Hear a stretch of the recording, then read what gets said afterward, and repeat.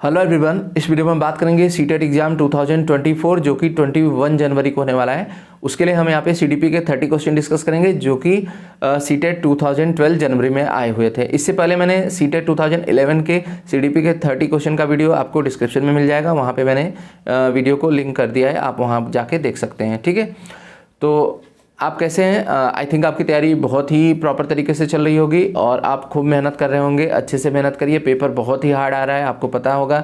अगर थोड़ी सी लापरवाही करेंगे तो आप फिर वही लास्ट में जाके 2 से 10 नंबर के बीच में लगभग यही कम रह जाता है। 2, 4, 6, 8, 10 इतने नंबर लगभग इसी से फेल हो जाते हैं लोग। ठीक है, तो अपनी तैयारी एकदम जोरों से रखिए जिससे कि कोई दिक्कत ना हो आपके रिजल्ट में और आप अच्छे से सीटेट क्वालिफाई कर सकें। ठीक है, तो आइए चलते हैं सीटेट 2012 के जो सीडीपी के क्वेश्चन आए हुए थे उसको देखते हैं।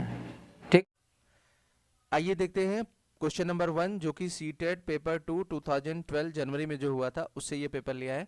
तो क्वेश्चन नंबर 1 है आपका, निम्नलिखित में से डैश के अतिरिक्त सभी वातावरणीय कारक विकास को आकार देते हैं।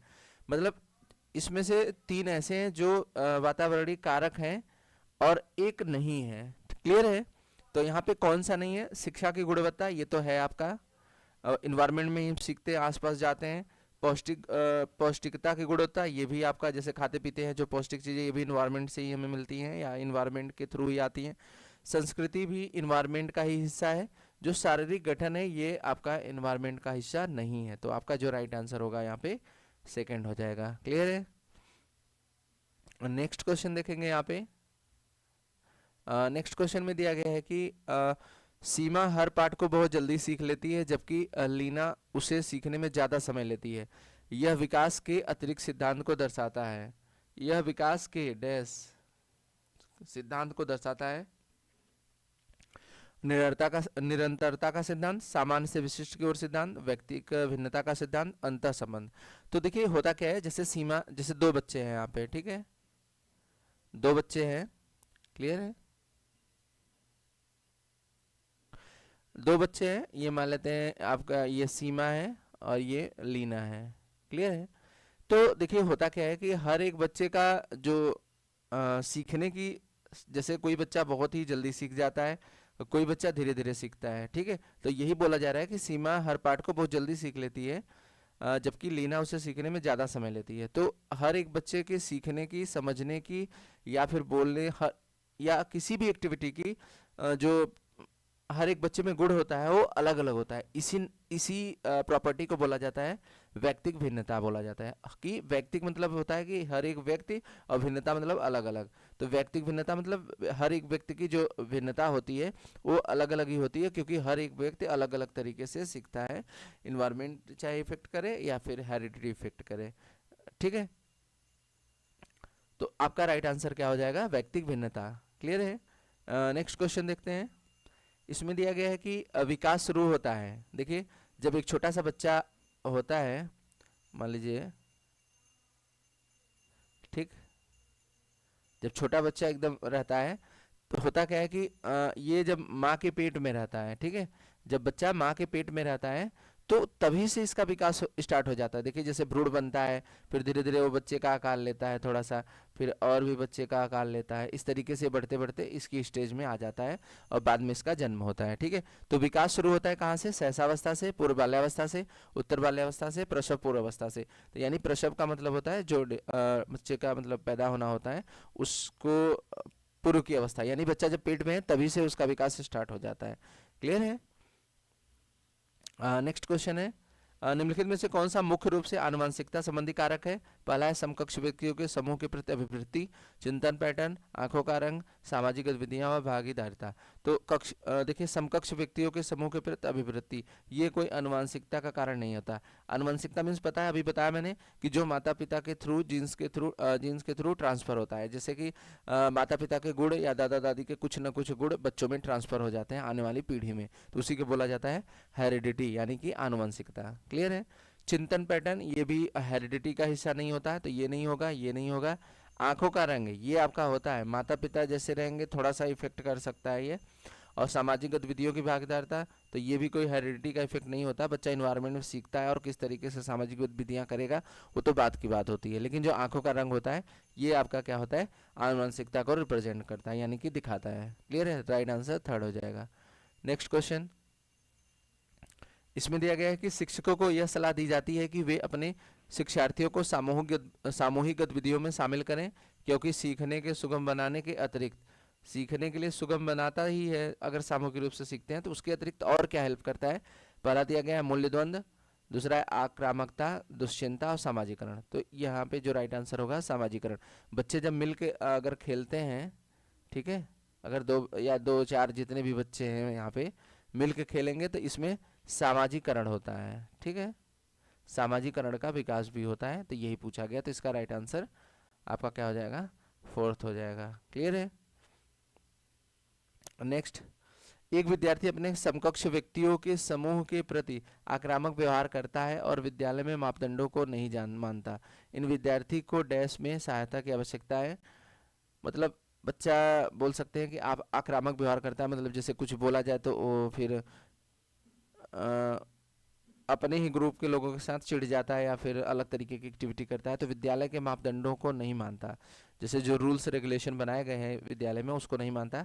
तो ऐसे में क्या उसकी सहायता कर सकता है, संज्ञात्मक क्षेत्र, मनोगत्यात्मक क्षेत्र, भावात्मक क्षेत्र, उच्च स्तरीय चिंतन कौशल। तो यहाँ पे जो होगा ये भावात्मक क्षेत्र है, मतलब कि उसकी जो इफेक्टिव डोमेन है ये आपकी इफेक्ट करती है।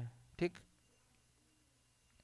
नेक्स्ट क्वेश्चन है, पियाजे के अनुसार संज्ञात्मक विकास के किस चरण पर बच्चा वस्त स्थायित्व को प्रदर्शित करता है। अब देखिए वस्त स्थायित्व ये बहुत इंपॉर्टेंट पॉइंट है। वस्त स्थायित्व मतलब एक छोटा सा बच्चा है, मान लेते हैं कि यहाँ पे बैठा है ये, ठीक है, ये ऐसे बैठा है यहाँ पे, और या फिर मतलब यहाँ पे मान लीजिए कि उसका खिलौना रखा गया है, ठीक है, यह उसका खिलौना हो गया मान लेते हैं, और आपने एक कपड़ा लाके, मान लीजिए ये कपड़ा है, इसको लाके यहाँ पे ढक दिया, ठीक है, ये कपड़ा छिप गया। तो ये बच्चा क्या करता है, इस चाहे बच्चा 5 या मतलब मान लेते हैं 6-7 महीने का है, 8 महीने का, तो बच्चा क्या करता है कि इस कपड़े को हटा करके अपने खिलौनों को निकालते हैं। आप देखो आपके घर में छोटा बच्चा होगा तो आप देखना, तो इसमें ये बच्चा क्या करता है, इस कपड़े को हटा करके उस खिलौनों को निकाल लेता है। इसी को बोला जाता है वस्त स्थायित्व का गुण। ठीक है, तो ये कब दिखाया जाता है, संवेदी प्रेरक चरण, पूर्व संक्रियात्मक चरण, मूर्त संक्रियात्मक चरण, औपचारिक संक्रियात्मक चरण। तो इसमें जो होता है ये संवेदी प्रेरक अवस्था बोली जाती है 0 से 2 वर्ष की अवस्था में, इसी में ये वस्त स्थायित्व का गुण पाया जाता है। क्लियर है। फिर इसके बाद है यहाँ पे कोहलबर्ग के अनुसार सही और गलत के प्रश्न के बारे में निर्णय लेने में शामिल चिंतन प्रक्रिया को कहा जाता है नैतिक यथार्थवाद, नैतिक दुविधा, सहयोग की नैतिकता, नैतिक तर्कणा। तो आपने कोहलबर्ग की थ्योरी पढ़ी होगी, तो उसमें जो इनके सही और गलत प्रश्न के बारे में निर्णय लेने के शामिल चिंतन प्रक्रिया को कहा जाता है नैतिक तर्कणा। याद रखिएगा, अगर आप प्रैक्टिस कर रहे हैं तो आपको पहले, जैसे जो लोगों ने प्रैक्टिस कर रखी है पूरे थ्योरेटिकल पार्ट की, वो लोग प्रैक्टिस सेट बनाएंगे तो उनको मानते हैं 80% समझ में ज़्यादा आएगा, 80-90%। लेकिन जिन्होंने थ्योरी नहीं पढ़ी डायरेक्ट क्वेश्चन करेंगे तो उन्हें ये सब चीज़ें पता ही नहीं चलेंगी, कोहलबर्ग कौन था या नैतिक तर्कणा क्या होती है। तो पहले आप थ्योरी पढ़िएगा, जैसे नए स्टूडेंट हैं जो अभी पहली बार फिल कर रहे हैं, ज़्यादातर जो पिछला एग्जाम दे चुके हैं तो मैं उनके लिए ही डिस्कस कर रहा हूँ ज़्यादातर। लेकिन ये है कि मैं यही राय देना चाहूँगा, जो लोग पहली बार एग्जाम देना चाह रहे हैं तो थ्योरेटिकल पॉइंट अच्छे से पढ़ेंगे, तब आपको क्वेश्चन बहुत ही जल्दी आसानी से सॉल्व होगा। ठीक है, और कॉन्सेप्ट यही है, अगर आप जैसे मैथ्स पढ़ते हो तो पहले फार्मूला या उसकी थ्योरेटिकल बारे में नॉलेज लेते हो ना, तो वैसे यहाँ भी है, इसकी पहले थ्योरी पढ़िएगा फिर क्वेश्चन करिएगा, नहीं तो फिर कॉन्सेप्ट क्लियर नहीं होगा लेकिन वही है कि 40-50% ही हो पाएगा। यहाँ पे कुछ 1-2 क्वेश्चन 4 क्वेश्चन छूट भी गए थे शायद आप देख लेना, आई थिंक मिस हो गया था इसमें।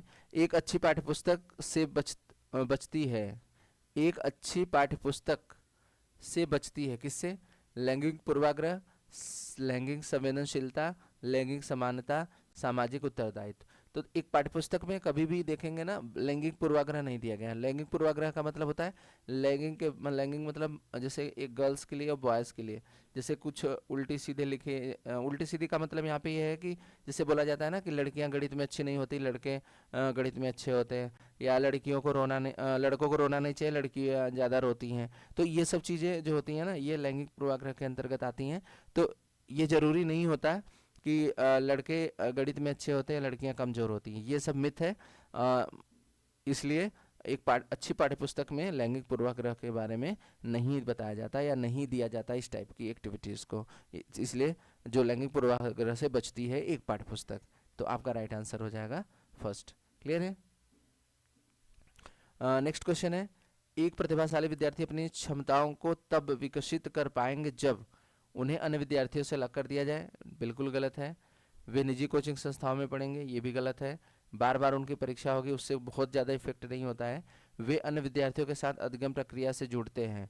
तो इसमें सबसे ज़्यादा जो प्रतिभाशाली विद्यार्थी होगा अपनी क्षमताओं का विकास कर सकता है। तो आपका राइट आंसर फोर्थ होगा। नेक्स्ट क्वेश्चन, समावेशी शिक्षा बहुत इंपॉर्टेंट पॉइंट है, लगभग 5 क्वेश्चन आते हैं इससे समावेशी शिक्षा से। समावेशी शिक्षा उस विद्यालयी शिक्षा व्यवस्था की ओर संकेत करती है जो सभी निर्योग्य बच्चों को शामिल करती है, जो उनकी शारीरिक, बौद्धिक, सामाजिक, भाषिक या अन्य विभिन्न प्रतियोगिता स्थितियों को ध्यान में रखे बगैर सभी बच्चों को शामिल करती है। और तीसरा है, विशेष आवश्यकता वाले बच्चों को विशिष्ट विद्यालयों के माध्यम से शिक्षा देने को प्रोत्साहित करती है। और चौथा है, केवल बालिका शिक्षा को बढ़ावा देती है। तो बालिका शिक्षा को ऐसा नहीं है, जो सभी निर्योग्य बच्चों को शामिल करती है। देखिए, निर्योग तो करती है लेकिन इसके साथ साथ योग्य बच्चों को भी शामिल करती है, तो ये भी गलत हो जाएगा।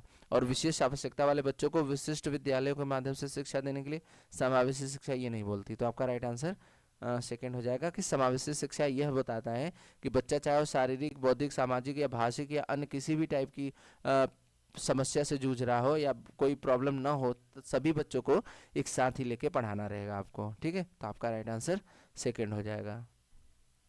बहुत ही प्यारा क्वेश्चन आ गया है यहाँ पे। डिसलेक्सिया मुख्य रूप से संबंधित किससे है? बोलने व सुनने से पढ़ने से। तो जो डिसलेक्सिया होता है वो पढ़ने से संबंधित होता है।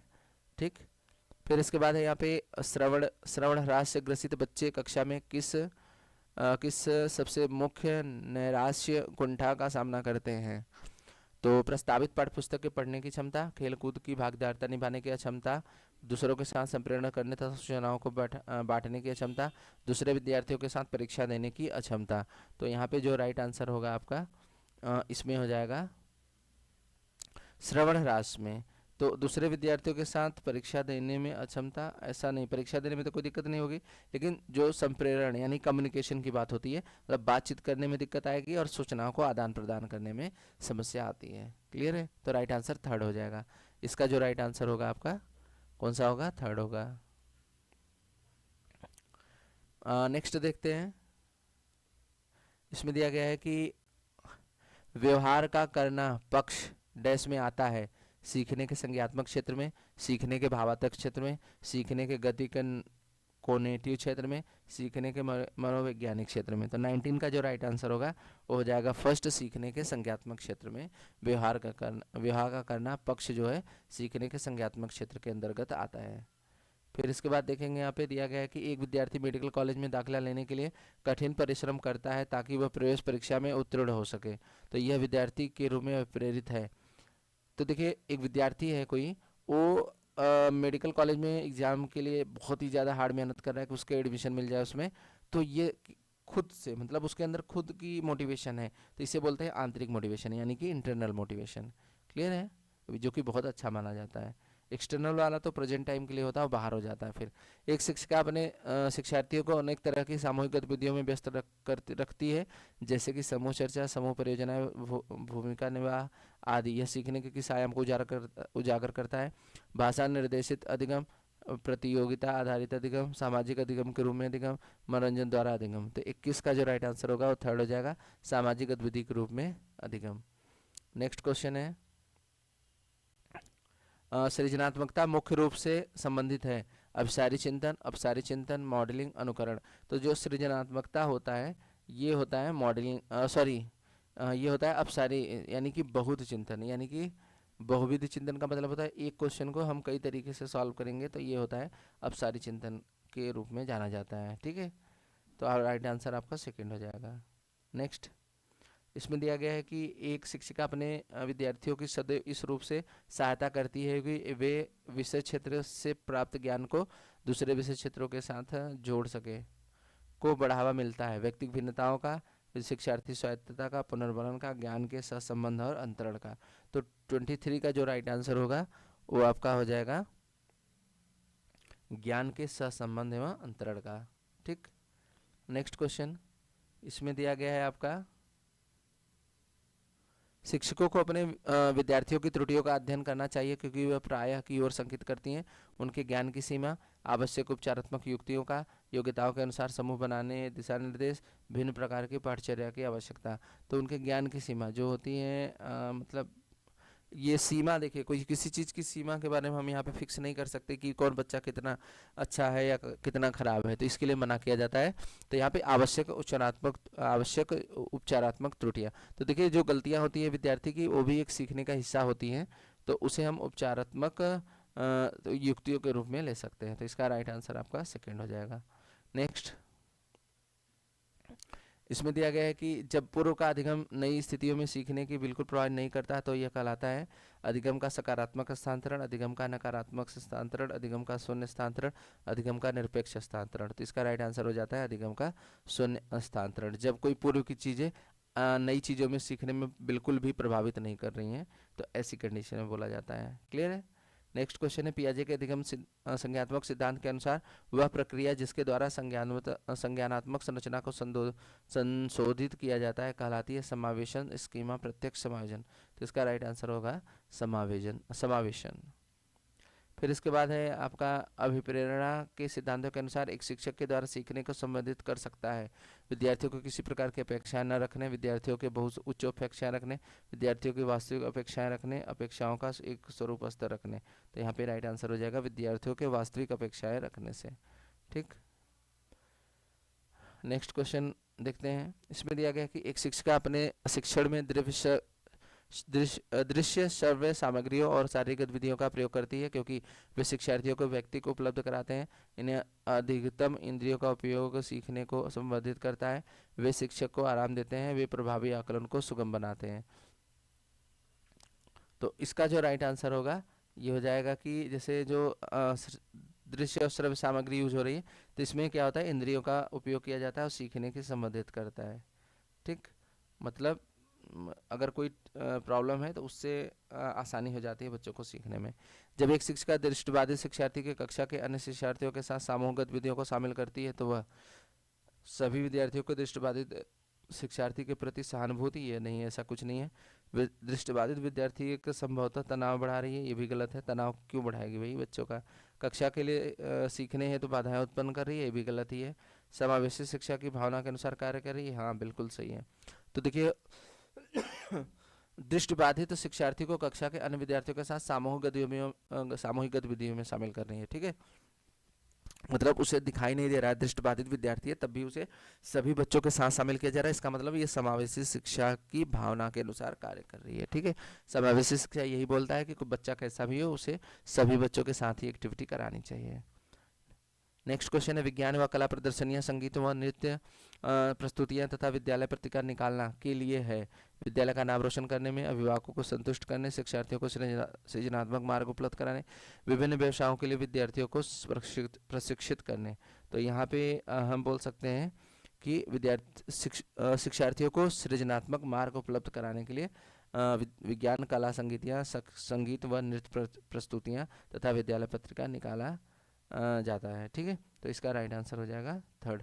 तो ये थे सीडीपी के 30 क्वेश्चन जो कि सीटेट 2012 जनवरी में आए हुए थे पेपर 2 में। ठीक है वीडियो कैसा लगा, वीडियो पसंद आया तो लाइक करिएगा और चैनल को सब्सक्राइब करिए। Thank you for watching, have a good day.